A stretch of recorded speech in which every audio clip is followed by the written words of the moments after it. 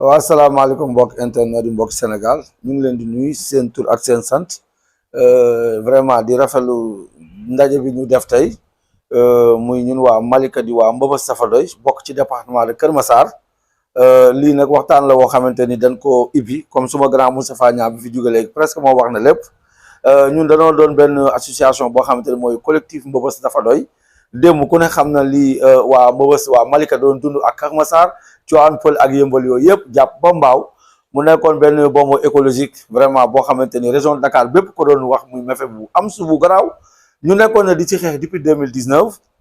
ba jëmi yàlla tey jii tey ñu egg si topp projet bi nag dañu woon nag Mbëbës dégage Mbëbës Safadoy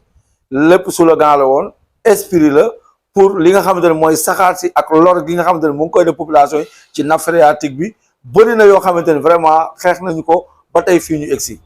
ñu ciy doxal nag vraiment àndoo ci ak son excellence monsieur le président de la république bi fi jóge muy Macky Sall depuis 2019 mu ñëwoon defoon pause pierre bi l' état continuité la ñu wax teewul ba tey ñu ngi di suivre li nga xamante ne moom mooy projet bi ñu àndoon sax ak ay kilifa yu bëri ñu ngi koy nuyu ku mel ni jaraaf bu Kër Massar Aldo Diop saa su ne tamit ñuy ànd ak moom di partager ak suñu tous les communes yi nga xam ñoom la ñu bokk li ñu gis nag dalutul suñu xel ci projet Mbëbës bi topp nañ ko di ko gunge ba tey fii ñu egg si muy Promojet ak Sonaged ñi nga xam ñoom lañ dénk wàll wi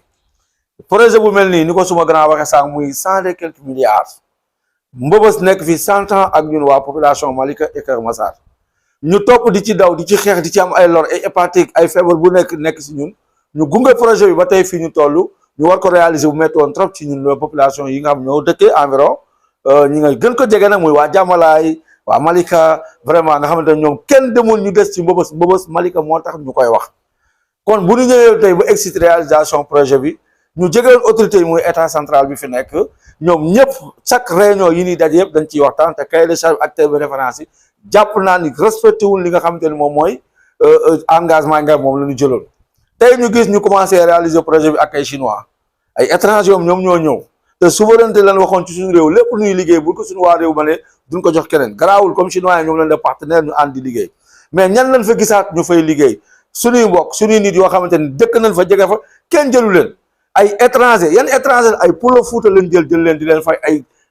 salaire yoo xamante ni kenn xamul salaire u lan la ay salaire yu bon yoo xamante ni ñoom da parce que Pulo Fuuta loo bàyyi ñoom ñu jël ko loolu bokk na ci li nga xamante ni naqari nañu dañuy lancé nag d'alerte lancement lañ leen def nii mais ñu ngi ñëwaat ñun waa Mbëbës Safadoy ñu ngi ñëw population yi ñu ngi ñëw xamal leen ni leen yéen waa Promojet ak Sonaged liggéey bii ni ngeen ko commencé woon ñun ko commencé woon rafetoon mais actuellement manque de sérieux moo ci nekk ndax dara leeru ci dara moo ci leeru damay lancer l'appel nag son excellence monsieur le président de la république Bassirou Diomaye Diakhar Faye et son premier ministre Ousmane Sonko dañoo war a créer emploi projet bu mel nii ci département de Kër Massar du fi masa amati fii ci département bi yëmbal Tivaouane Peulh Malika Kër Massar Mbao ñëpp ko bokk waaw léegi loolu projet boobu day ñëw nii ñaata milliards xamagun ba tey lan lañ ci réalisé gun ñu koy xëy gis ñuy aménager di restituer di war a def ay pause yoo xamante ñun xamuñu fan la mbir bi jëm mais loolu ñu ngi koy naqaru di ko ñaawlu baax a baax a baax di ak yëgal nag le préfet bi fi nekk le sous préfet bi fi nekk ak maire yi nga xam ñoom ñoo fi nekk amuñu contentement ci projet bi kontaan nañ nag ci lan doon xeex ba tax ñu commencé ka réaliser muy ñaawteef yi fa amoon ak yàqu-yàqu yi dañ koy rafet ndax xeex boobu suñu xeex la moo waral projet war a ñëw mais nag duñu d'accord nag projet bi ñëw war a doon njariñu askan wi ñu war cee jege war cee gën a jege yey war cee mën a liggéey ak ñi nga xam ñoo fa dëkkee ñu teg ñu nële dem bi ñu met ñun la woon ñun ñoo ci am ay feebar ñoo ci am ay loraange tey ñu bëgg a jël ko jox ko étranger Chine benn deuxièmement ñu ni déetawaay ñu jox ko ay Pulo Fuuta ñu bëgg a ñëw foofu di jël parce que Pulo Fuuta yi ni ñu ko waxee ay salaire 4000 francs ay salaire 3000 francs ñu fay fanaan di fa yéen di fa kii ñun ñoolu ñu ngi koy ñaawlu baax a baax nañu toog ñu waxtaan ñu respecté li nga xam ne moom mooy cahier de charge bi ñu respecté li nga xam mooy comité suivi bi ñu xam na lépp li fa war a am ci projet bi parce que milliards du ay caaxaan soxna si nag yow mi nga xam yaay Sophie yow la du dégg li nga xam moom mooy Promojet maa ngi lay woo wax nañu ak yow ci Brioche Dorée waxtaan nañu lépp mënuñu ko wax yaatal fii ci waxtaan wi mais bu ñu gënee avancé tuuti dinañ gën a wax te xam naa ni ñu toog waxtaan teel a freiné lii di daw di loolu mooy jàmm ci damay gàttal foofu kàddu yi di jaajëfal waa Mbëbës Safadoy jigéen ñu àndal ak góor ñëpp population Malika Kër Massar yëmbal ñoom ñëpp ñu ngi leen di jaajëfal di wax ni rek dañuy wane lancement bi rek mais nag ndaje bu mag mooy ñëw incha allah ñu ngi leen jox rendez-vous kon ba beneen waxtu jërë ngeen jëf Mortalla Babou la. asalaamaaleykum maa ngi tudd Maram Koundoul nekk membre Mbëbës Dafa Doy di nuyu waa Mbëbës Dafa Doy yëpp di jaajëfal ñi nga xam ne jot nañ fee yëkkati kàddu comme ni ngeen ko gisee rek lu waraloon woote bi tey mooy Mbëbës Dafa Doy biñ ko créé ça fait léegi mi ngi bëgg a yàgg te boobu ba léegi dañu gis ni daal activités yi nga xamante ni moom lañu waxante woon ak autorités yi yu ci bari respecté wuñu ko. tey nag ñu woote woon waxtaan pour mën a xool yan plan d'action la ñuy def parce que Mbëbës Dafa Doy bi ñu juddoo doon waxtaan ak autorités yi fi nekkoon ñoom dañu tegoon benn comité de suivi ñu ne léegi chaque mois ñoom dañuy daje mais ça fait des mois yoo xamante ni gisuñu benn activité boo xamante ni ñoom respecté nañ ko ak taxawal nañ ko pour que Mbëbës Dafa Doy mën ci gis boppam. comité boobu la ñuy laaj ndax mi ngi existé ba léegi wala existé wul léegi nag Mbëbës Dafa Doy fa mu nekkoon démb fa la nekk ba léegi parce que dañu gis ni impacté yi nga xamante ni moom mooy population yi département Kër Massar rawatina Malika ñoom gisuñu kenn ci ñoom koo xamante ni jël nañ ko pour mu mën a liggéey ci projet bi te projet bi bi ñuy waxtaan ak ñoom ak Mbëbës Dafa Doy dañ ne woon balaa ñuy jël kenn population bi la ñuy njëkk a jël. kon donc loolu yëpp muy ay fee yoo xamante ni am na fi muy ay fee yoo xamante ni am na fi ñu ngi koy dund ak yeneen yoo xamante ni population bi ñu ngi ciy subir te vraiment gisuñu seen bopp ci projet bi te gis nañ ni projet bi démarré na te ñu gis ni ay jàmbur ñoo jugee ci àll ba di ñëw di fa liggéey ñi ngi dégg ci ay wax naan dañu war a tëj porte bi nga xamante ni fa la oto yi di jaar. mais loolu yaakaar naa balaa ñu koy war nañ ci waxtaane population bi wutal leen benn voie boo xamante ni tey bu ñu jógee bu ñu ko tëjee population bi dina mën a dugg di génn di ci woo population bi yëpp nag ndax projet bi defe naa bañ koy tàmbalee di ko teg naan Mbëbës Dafa Doy 2019 ñu ne léegi bis bu lépp bu travaux yi di commencé dinañ ñëw waxtaan ak waa Mbëbës Dafa Doy mais depuis boobu ba léegi gis ñu benn acte boo xamante ni ñoom ñu ngi koy mëne ci kaw loolu nag moo tax ñu woote waat tey ndaje bi ne tey nañ ñëw toog waxtaan ñu xool yan plan d'action lañ mën a teg pour mën a xam ne lii buñ ko tegee kat wax ko askan bi dina mën a gis seen bopp ci projet bi di wax ne daal Mbëbës Dafa Doy dafa jug nekkaat ci lancé bi nga xamante si la nekkoon démb ak bërki démb ndax gannaaw yàlla tey projet bi bu antoo bay def ay activité yàlla ak Mbëbës Dafa Doy la kon tey waruñu jël benn doomu beneen dëkk di leen andi ñuy def liggéey te bàyyi fi doomu dëkk bi rawatina nag waa département Kër Massar kon vraiment ñu ngi ñaan autorités yi ndax état continuité la te comme état continuité la nag balaa ñuy jël kenn di ko jël di ko embauché ñuy ñëw wala ñuy def ay journalier war nañ xalaat d'abord xale yi nga xam ne ñoom ñoo nekk ci dëkk bi li tax ñu toogoon di xaar parce que dañu tegoon benn comité de suivi ñu ne ñii ñoom ñooy chaque mois dinañ daje pour mën a gisanteeg ak ñi nga xam ne ñoom ñooy ñi nekk ci au cœur du projet mais comme loolu amul nag moo tax ñu woote tey ndaje bi pour mën a yëglu wan na leen daal population bi projet bi démarré na mais gisuñu seen bopp. Je pense que j'ai fait une interview de ce sens il y a 2 ans ou 3 ans par rapport à Mbëbës tey nag projet Mbëbës dafa nekk un projet boo xam ne mën naa ne c'est le projet du siècle comme ni ñu koy habitué di ko wax ndaxte Mbëbës comme ni ñu ko wax mine de rien il a fait plus de 40 ans. Aujourd'hui, l'autorité a décidé de faire autrement, c'est-à-dire de créer les conditions d'amélioration de Mbëbës mais li muy def tamit du ne guleet ne fii rek la mës a am Sénégal xëy na tey décharge bi gën a rëy ci Dakar mooy Mbëbës mais boo demee fu mel ni Abidjan bi nga gis yu Pougon am nañ décharge bu mag boo xam ne defar nañ ko soo demee tey fu mel ni Maroc Marrakech di nga gis ne seen décharge dañ ko def moom moderne bokkul sax am nañu demoon seeti mais même boobu ba léegi bokkul c'est pas une décharge moderne soo demee fu mel ni Tunisie Algérie yëpp di nga ko gis ñu defar ko mu mucc ayib waxuma nag fu mel ni comme ay Montréal wala fu mel ni ay Paris nga xam ne vraiment aujourd'hui ñoom waxuma la décharge waxuma ordure mais c'est presque c'est de l'or au fait c'est de l'or de par la qualité du service qu'ils ont mis en place ak tey li nga xam ne tey mi ngi koy servir en termes d'emploi ak de production ak surtout de matières premières yi nga xam ne mi ngi koy génne di alimenter yeneen service moo tax li ñu bëggoon tey rek mooy ñu waxtaane Mbëbës Mbëbës nag buñ koy waxtaan nañ ci bu yàgg avec tous les services de l'État wax leen ci suñu xalaat ñun ñëpp xamaloon ne leen ne Mbëbës fi mu toll tey lii tax bu ëllëgee mu am njariñ ndax ku nekk gis na ne les gens disaient Mbëbës dégage ñeneen ñi ne effectivement bi ñuy commencé daf ñu sonaloon ñu ne Mbëbës dégage mais gis nañ ne lu la sonal 40 ans même soo xëyee ne ko jóge fi te kenn waxu ci dafay nekkaat beneen fardeau parce que liñ fi bàyyi day nekkaat loo xam ne aussi day indi ay feebar ñu ne donc à la place nga ne Mbëbës na dem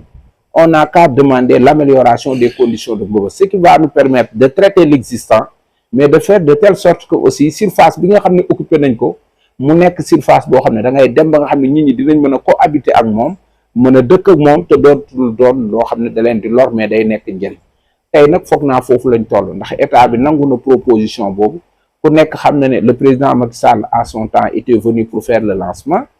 Mbëbës moo fa demoon je pense que Malcolm moo jëloon parole donc loolu yëpp nag tey moo egg ci liggéey bi mais liggéey bi dafa nekk benn montant bu am importance nekk benn investissement boo xam ne Banque mondiale moo ko def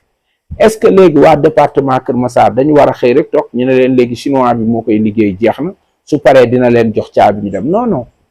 un projet d'investissement public li ci ëpp solo mooy ñan ñoo ciy liggéey c'est-à-dire dafa war a transformer li nga xam ne mooy besoin d'emploi bu population bi maintenant industrie yu bëri bu ñuy ñëw liñ lay njëkk a wax mooy li ñu soxla amu fi mais ça ne suffit pas même bu fekkee ne li ñu soxla amu te góomu ne sax amu fi dans tout le département de Kër Massar donc war nañu créer benn bureau d'embauche qui sera supervisé par les autorités publiques ak les autorités locales ak les associations de développement ñu xool ñoom lan mooy seen expression de besoin par rapport aux personnes yi nga xam ne ñoom la ñu soxla ñu pour ñu liggéey projet du plus haut nag li ko commencer par les ingénieurs jusqu'aux gardiens su ñu defee expression de besoin mais ñu def appel d'offre public su ko defee képp koo xam ne am nga profil bi am nga expérience bi mën nga yaakaar ne mën nga liggéey ci projet bi ñu dugal su loolu ñi la ñu waroon a jël tey proposer ko entreprise bi ñu ñëw ne ko en dehors de votre expertise bi nga xam ne moom nga yore lépp loo xam ne dañ koy recruter fii la war a jógee te loolu nag moo doon jariñu Kër Massar mais mën nañu dem sax ba am plus loin ce qu'on appelle la construction des compétences construction de compétences mooy lan am na ñu fekk ci Mbëbës ñuy liggéey depuis 20 ans 30 ans am nañu dëkk Kër Massar depuis diggante Malika ak Kër Massar depuis 20 ans mais ñooñu même su fekkee ne amuñu métier mais am na métier yoo xam ne en 6 mois on peut construire tey armée buy recruter xale yi du jël métier mais suñuy génne tu verras que y aura des chauffeurs y aura des cuisiniers y aura des gens qui seront professionnels dans l'armée il va même créer des aides infirmiers mais loolu la ñuy wax la construction des compétences c'est très loin de la formation qui demande ba nga xam ne dafay demander benn niveau de base mais loolu aussi amaat nañ ko soo demee tey dëkk bu mel ni Kër Massar ak Malick mais booy am nañ bac+2 am nañu am seen master am nañ ñëpp donc il suffit tout simplement de les faire des formations de 6 mois maximum de 1 an pour les coller par rapport aux besoins de la réalité opérationnelle bi nga xam ne ni moom lañ soxla moo tax dañuy ñaan rek ci lii nga xam ne nii moom la Mbëbës di def que ñu xam ne du loo xam ne dañ ko war a ñaan société bi naan ko dañoo bëgg nga dimbale ñu déedéet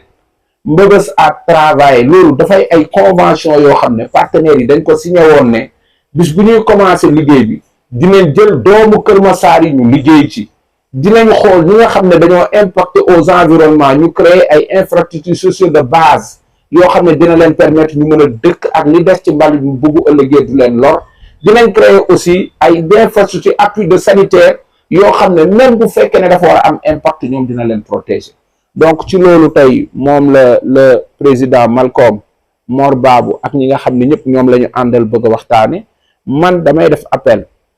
à tout le département de Kër Massar di leen wax on ne peut pas faire un projet qui dépasse les 100 milliards ñu bu ko def comme si tu construis une maison di jëli ay main d'œuvre fii naan indil ñetti nit ñu jël leen indil juróomi nit les gens ne comprennent pas au fait c'est un grand chantier et les gens doivent être au courant dañu war a informer au même niveau wax population bi d'abord lan la ñuy def ñaar buñ ko defee ba pare lan lañ koy doyee ndax loolu mooy tax ëllëg li ñu ne ñoom moom lañ fiy def mu am njariñ parce que seule la population est appelée demain à surveiller ces infrastructures, à l'entretenir et à cohabiter avec lui. S'ils ne comprennent pas la mission, ce qui veut dire que d'avance la mission est ratée. C'est pourquoi on fait appel aux autorités et ce qui est sur la même longueur d'onde par rapport aux autorités publiques, y compris le président comme le premier ministre, qui disaient qu'ils n'ont pas besoin des étrangers pour tout construire au Sénégal. On a besoin maintenant d'échanges avec les étrangers, c'est-à-dire les pays hôtes, et les compétences à l'intérieur pour reconstruire un Sénégal nouveau. Malheureusement, aujourd'hui, dans la pratique, je ne sais pas s'il y a des autorités qui n'ont pas compris ce message, mais ils sont en train d'exclure les fils du pays au détriment d'autres nationalités pour que ces projets-là puissent être réalisés autrement. Et c'est grave. C'est pourquoi on fait appel aux autorités de revenir à la raison ou